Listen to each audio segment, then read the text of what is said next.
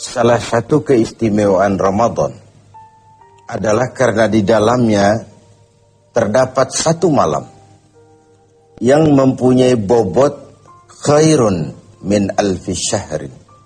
Satu malam tetapi lebih baik daripada 1000 bulan.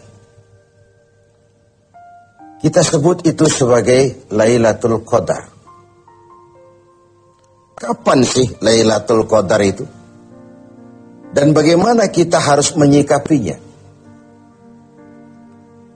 Sepakat sebagian besar para ulama, berdasarkan riwayat dari hadis, bahwa Lailatul Qadar itu jatuh pada malam-malam ganjil, salah satu dari malam-malam ganjil, di 10 yang akhir dari bulan Ramadan. Bisa dia tanggal 21, 23, 25, 27, 29. Di malam-malam ganjil dari 10 yang akhir. Inilah rahasia kenapa baginda Rasul kalau sudah masuk 10 yang akhir dari Ramadan, hamparkan, sing-singkan lengan baju, hamparkan sajadah, dan lebih banyak di masjid ketimbang di rumah. Ini bedanya baginda Rasul dengan kita. Kita sudah memasuki 10 yang akhir, gulung sajadah. Tengok 10 yang akhir, barisan tarawih di masjid mulai mengalami kemajuan.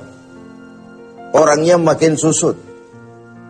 Sudah berpikir mudik, sudah berpikir beli pakaian baru, sepatu baru, baju buat anak, oleh-oleh buat orang tua, sehingga konsentrasi ibadah buyar. 10 yang akhir Rasulullah sing-singkan lengan baju, hamparkan sajadah, lebih banyak di masjid ketimbang di rumah. Nah, mereka tentu yang ingin mendapatkan Lailatul Qadar, menemukan Lailatul Qadar, harus sudah berniat dan berjaga-jaga sejak awal Ramadan. Jadi tidak bisa pakai ilmu untung-untungan. 20 Ramadan tidak tarawih, 21 berangkat ke masjid, 22 libur lagi, 23 masuk. Kenapa? Ini malam ganjil. Tidak seperti itu moralitasnya. Dia berjaga-jaga sejak awal Ramadan untuk mendapatkan Lailatul Qadar ini. Bagaimana kita harus menyikapi Lailatul Qadar ini? Tentu kita harus melihatnya dari sisi betapa rahman dan rahimnya Allah itu. Maha kasih, maha penyayang, maha pengampun, maha menerima taubat. Umat-umat terdahulu sebelum kita diberikan umur yang relatif panjang. Nabi Adam 2000 tahun. Nabi Nuh 950 tahun. Rata-rata umatnya ya sekian itu umurnya. Jadi secara hitung dagang, kalau 300 tahun mereka bergelimang dosa, kan masih punya stok 400 tahun untuk bertaubat. Umpama hitung-hitungannya harus begitu. Kita umat Nabi Muhammad ini, umat terakhir ini, diberikan umur yang relatif pendek. Bahkan kalau mencontoh kepada Rasul, 63 tahun beliau wafat meninggalkan kita semua. 63 tahun. Taruhlah kita seperti itu. Kalau 40 tahun kita bergelimang dosa, sisa umur cuma 33 tahun, ditebus dengan taubat seperti itu, kan belum seimbang neracanya. Apa dosa lalu harus tidak terampuni? Apa tidak ada peluang untuk melakukan pemutihan terhadap seluruh kesalahan yang pernah kita lakukan? Dari sisi inilah kita melihat makna Lailatul Qadar.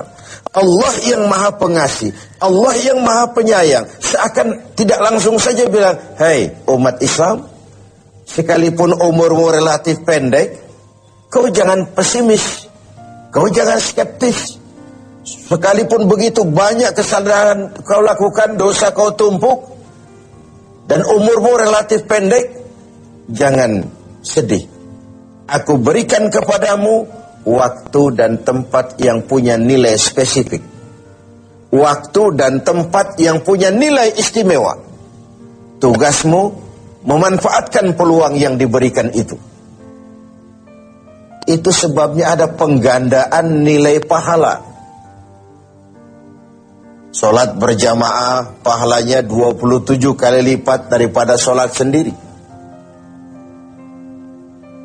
Beribadah di hari Jumat mendapat tambahan pahala. Sholat di Masjidil Haram di Mekah 100.000 kali pahalanya ketimbang di masjid-masjid biasa.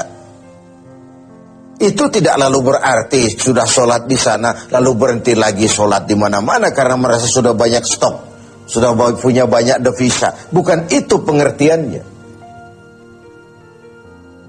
Ada ruang dan waktu yang punya nilai istimewa. Kalau kita pandai memanfaatkannya, maka nilai lipat kelipatan dari ibadah kita itu diberikan oleh Allah Subhanahu wa Ta'ala.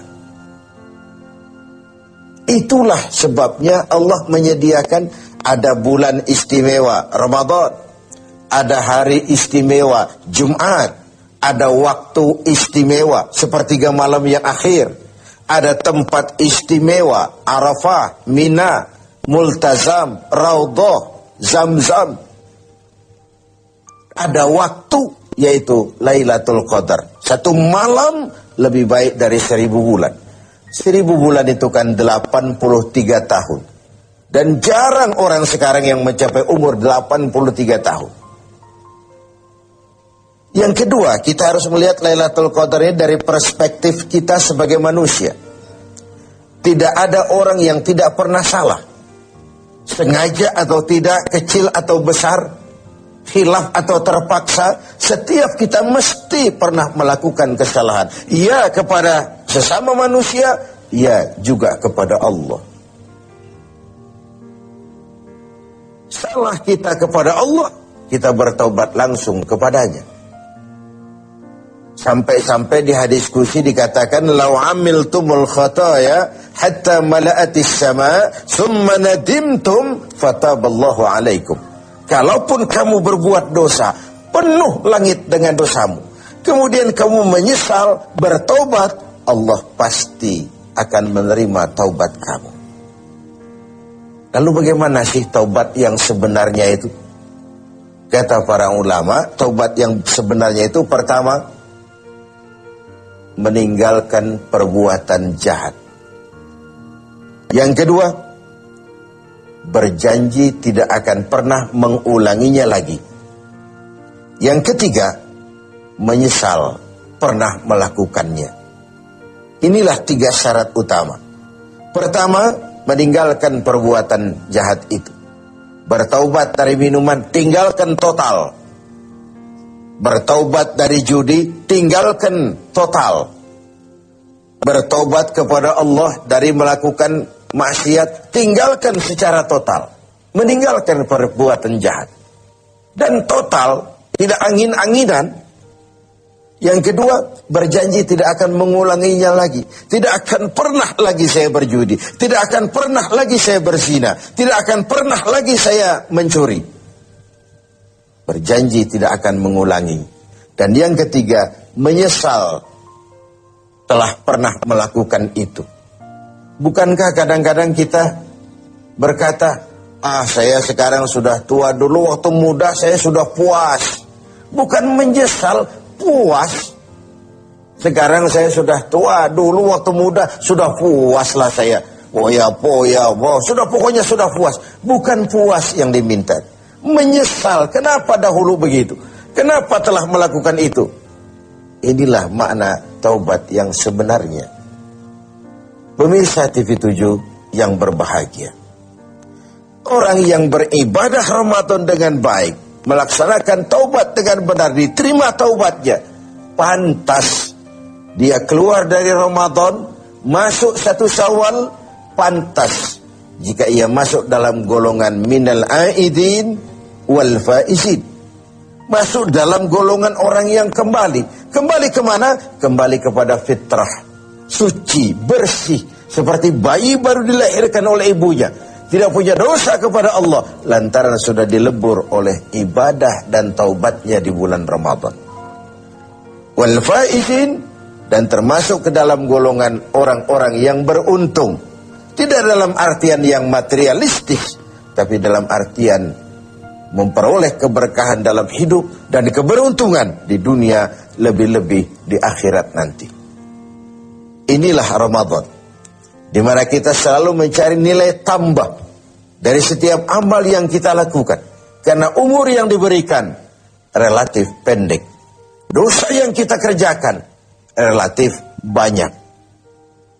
Kalau neracanya tidak diimbangi dengan upaya mencari nilai tambah tadi, boleh jadi tidak akan ada keseimbangan dalam neraca hitung-hitungan kita di hadapan Allah Subhanahu wa Ta'ala. Padahal seimbang saja sudah rugi. Kita ingin masuk dalam fa'amman thaqulat mawazinuhu, orang yang berat timbangan kebaikannya, bukan yang berat timbangan kejahatannya. Adanya nilai keseimbangan ini akan membawa kita kepada keberuntungan di padang mahsyar kelak, di pengadilan Qadhi Rabbul Jalil. Oleh karena itu, dalam setiap langkah di Ramadan, mengisi Ramadan ini, kita tetap berupaya mencari nilai tambah dari suatu amal. Dan amalan itu, bagaimanapun baiknya sudah kita kerjakan, tetap mengacu kepada fa'idha farauta fansub. Kalau sudah selesai kau kerjakan satu perbuatan, sing-singkan lengan bajumu, bersiaplah untuk tugas berikutnya. Tidak ada puas, tidak ada prestasi puncak. Bagaimanapun baiknya sudah yang kita lakukan, dia hanya awal menuju ke arah